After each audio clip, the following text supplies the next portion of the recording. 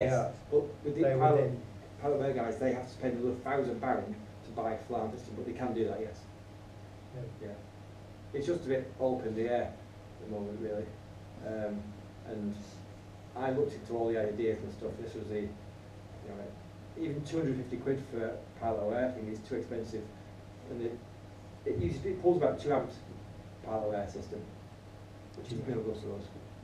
It pulls 100 milliamps. And the most important thing we can do as a paragliding community is to get wide take up of the system. It will then be in other communities' interests to accommodate us without we're the exercising their obstacles, aren't we? proprietary Yeah, exactly. rights to. We're the sitting ducks. The more Yeah. systems you have, the less Yeah. likely there is to be a common standard. Yeah, there is, yeah. But For 50 quid, anybody can put a system that will see us along their flanks, can't they? Mm. It's only 50 quid. So, you and then all Like aircraft. manufacturers are going to use the same protocol. That's the main thing we might have to Portugal for. So there's not loads of different systems. But the thing is, at the moment, paraglide pilots can't really see anything regardless. So at the moment you're blind. Now it sounds like you've got a system where you can now communicate together. If the other systems want to start incorporating that or start want to communicate, And they can see us, which is the then big that's a massive benefit. But at That's the moment important. you've got See nothing. us. it's a huge thing. So it's I see. I've You got the RAF thinking. used to just starting up my school again, and I see some What's real systems, practical outlets for this for student pilots. Student pilots and for fly guiding as well. It's because I have situations where I send them off and I'm pretty blind thereafter, and now I've got a window to where they are, what they're doing. I see some And for nothing as well, for no cost. Yeah, I see. I've got a guy, Yeah. guy in Spain, in Algo, one of my friends, and he said he uses 5 data cards, and he spends about £100, £150 on data every month. You're on about roll? No, quick wins. Oh, right, because we've used some, and they didn't work. Yeah, it didn't work, and they're really expensive. Yeah. Now he's going to set up 3 or 4 base stations in the area, and then just chuck one of these in your backpack and go up. And it won't cost him anything. No. Once he's bought it, that's the entire system for 4 or 5 pilots is the same price as the data for a month. Yeah. And then once he got all the base stations set up, it's all free. And then Disregarding. the person behind in the car can obviously run a big aerial and pick everyone up. If they want to run data, they can do. So it's all anyway we want to. So hopefully we'll be able to see FLAM guys will see us soon. So like I said, there'll be one less worry about it, and we'll have a bit more functionality. So FLAM will be able to see us. If you want to see it at speed, you can do. If you buy one of these little devices, it's about 200 quid, so you can see jets in the air if you wanted to. Don't know why you want to do this. Just you can do. But, we can hit them. yeah, you can. So, collision detection. You talk about collision detection, yeah. So, the FLAM itself has got a patent on what's called collision avoidance. So, they say if a pilot's flying here, no one's flying here, it'll start beeping and say you're going to hit each other, which is great for like light aviation and microlights and gliders, but it doesn't really work very well because there's still quite a few mid-airs. And for us, if we're going this way, and then 1 second later we go this way, so you'd have to have sort of it's just we can turn that quickly and move that quickly. There's no way we could even think about which way to go. We're just going to be gliding, so we can't do that. The collision warning is the distance that they're away. In other words, if they're 100 metres away, you should be able to see them. Either that or you're very worried. Yeah. Yeah. And the other thing is that, I think at some point some idiot's going to buy a drone off eBay and stick it into some passenger jet. It's going to happen. And the CA might say, right, everyone with no transponders or no tracking is down. And so Well, I'll take somebody's engine out sometime. Shawbury is the military helicopter training station in Shrewsbury, and one of the guys from there has been on Shropshire Radio, and he says drones are their biggest concern and their biggest danger. They've got loads and loads of people in their mats who are flying drones close to their helicopters. yeah. So it's a real big major concern gonna for happen. them. So if we've got Somebody's going to take a a road system in race, aren't they, place or already. an engine out. that we can use to see each other, and it's working, and we can prove it's working, you know, the time will come when they say, right lad, you're grounded, we can say, right, well, no. So my idea is to keep this quiet, don't tell anyone, don't tell us, let's get it working, let's get a system going, let's use it, enjoy it, and then when it's needed to prove we got it, it's there. The BHPA have actually approached me a couple of times and talked about it, and I've just sort of said, yeah, it works, nice, but I just want us to use it and not any issues, just get some time out of it. How many people have got the units? These are about, in the UK, about 150, Right, so it's and very there's small. about to another yeah. 80. It's only been since August. Is it tending to be XC pilots that are considering that? Everyone. Just everybody? It's, yeah, and there's about another 50 worldwide at the moment. It's just take up in it. It's just, I found, and I thought, I mean, I'm quite technically minded, a lot of people are, and I put this website together, and I thought people would look at it and go, 40 quid, 50 quid for one of these? Where do I do it? And most people don't seem to get it. Yeah. And I've had to take these units to Parlick to say to people, right, there you are, go and fly with it. I don't want them. And they fly it and they go, I could see you climbing there. And I came to you and I climbed out. I'd have to walk out. Wow, that's so useful. And my friend was watching me and picking me up. And it's like, yes, they try to tell you this. So it's quite difficult to sort of get Well, people. for years, all I've ever wanted is a set of glasses that can see thermals. So now, Their clothes on. Special glasses. So now you've got an insight to what's happening around you. I think it's amazing. I really do. I mean, I didn't XC when we were testing this, and I said I came straight over a cloud, which is basically like, oh yeah, straight into a climb, bang next. And if you're into paramotoring as well, if you can, let me coming off again. Let me come back to that in a minute. So that's on XC Saw. I'm sorry, XC Saw. It appears in a box like that at the bottom. That's a FLARM screen, and you click on that, it jumps out. There's an arrow on the map as well. I'll go for this in a minute. That's the Kobo on an Android phone. So this is for when I've got no data. Hopefully to show you it working now. Oops. Right. So this is the LK1000 screen we showed before. These here, him there and him there is one there and one here. So there your device is flying. How do you know the distance from? Give me a minute. So if we zoom out a bit, we can see them. There's an actual legend at the bottom if you're interested. Oh, So yeah, well that's so you got the obviously you're inside, so it's crap GPS. Yeah. The resolution is about 3 meters. So if you're 3 meters from someone, I'd be bloody scared. You are too close to 3 meters. It will use barometric height as well for more accuracy, but it'll default back to GPS height.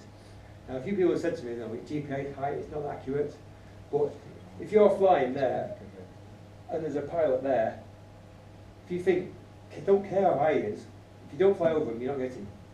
So it's irrelevant.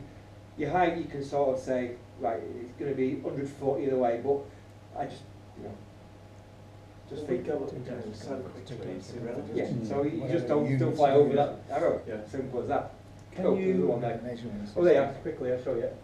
He's in a 0.5 up climb somewhere. A chair. Yeah, the chair's climbing at 0.5 metres. So that's how it shows you on Is that screen. the same on XC Saw?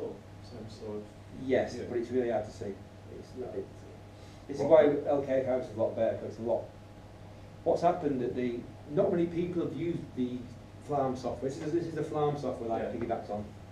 And not many people use it that much. So when I was doing the first time of this, I was playing with LK1000 and I found tons of bugs in it. I had to email the guy, and say this is wrong, this is wrong. I don't think anyone uses it for gliding. They use their £2,000 git. So obviously there you can see pilots flying around, and you have to see the climb rate. Can you tell generally how high they are on that screen then? This, I know these are another No. information one. no. So you go to this screen, Yeah, okay? This is the Flam screen. yeah. That bit. So I don't know if you can just. Notice that the So- little arrows change colour. What does that represent? Don't know. It's always keep doing it. I have no idea. No idea. I've asked people, no idea. This is those bits there. So this is a side view. You can just see the plane. The white one is us, and the yellow ones are the pilots flying around. So You say about them changing colour? pardon? I don't know why they changed colour. I do. Go on. Is it collision? It's basically, it's linked to the colours on the vario. So when they go blue, Oh, that right. means they're in sync. When it goes up to sort of like yellow, then a climb, then a red, then a good climb. Really? So yeah. And I usually use Kobo, so that, you can't see the colour. Oh, it's quite white, so it's- What's the colour? Red breed. So I'll just use the number for now. So that's it. So like I say, you can see the side view there. If you see one, that's the height. So you click on the bottom, oops, you can see a screen here. There you go. So these are the actual numbers of the pilots. You can, I've set it so that you can, when you build an instrument, you go on the website, register, put your details in, and choose a number. Everyone's using the VHP numbers, which makes it sensible. Number 4 at the front is our airware ID. That's Skytrax are 1 because they did a bit of the work on other stuff, and we said I said 4. It's a random number. That just means number 4 means it's an airware unit, and that's your registration pilot number. Tells you distance away from them, which direction they're away from you, the average climb rate, and altitude. So that's all information on the pilots around you. So once you now what you can do, you can hold a button on a pilot, and it'll tell you more information about him as you go speed, and you can start renaming them. So you can call that one Dave if you want. No, you do this when you go take off. So you know you choose your mates. We're going to have the system. The naming system will be set automatically in a bit. It's just I've not got round to doing it yet. It's a lot of. So now you'll see on the map. You'll see your mate. So you know who's who. Which is great. And if he's climbing, will it switch to the number again? Yes. Yeah. All them.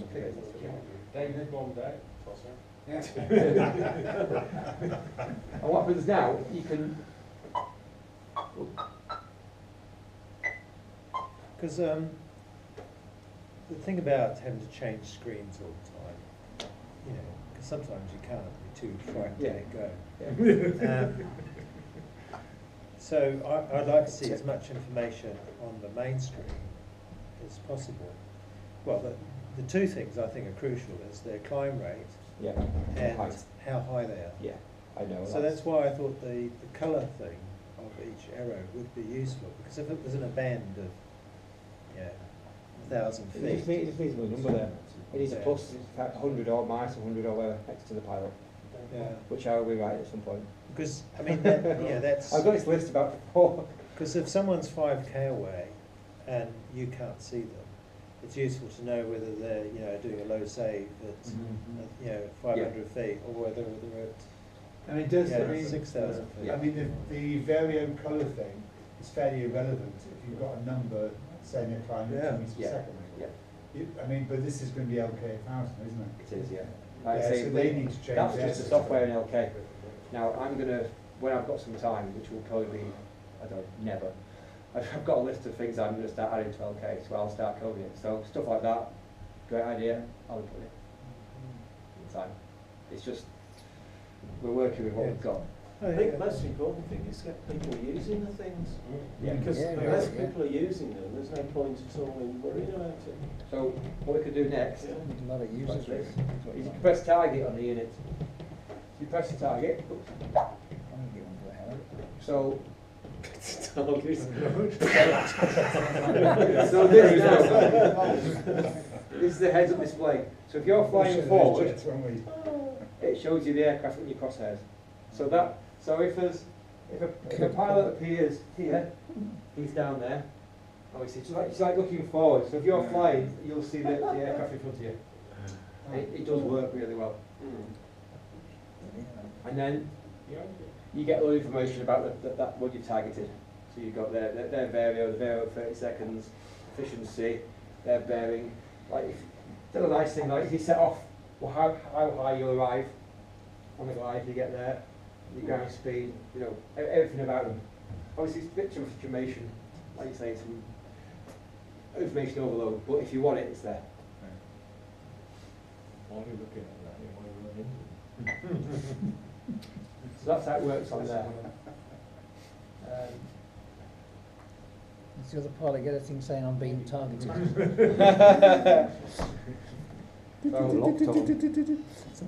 Somebody's locked onto me. So let's go through what models I've done and what I've sort of come up with if you're interested.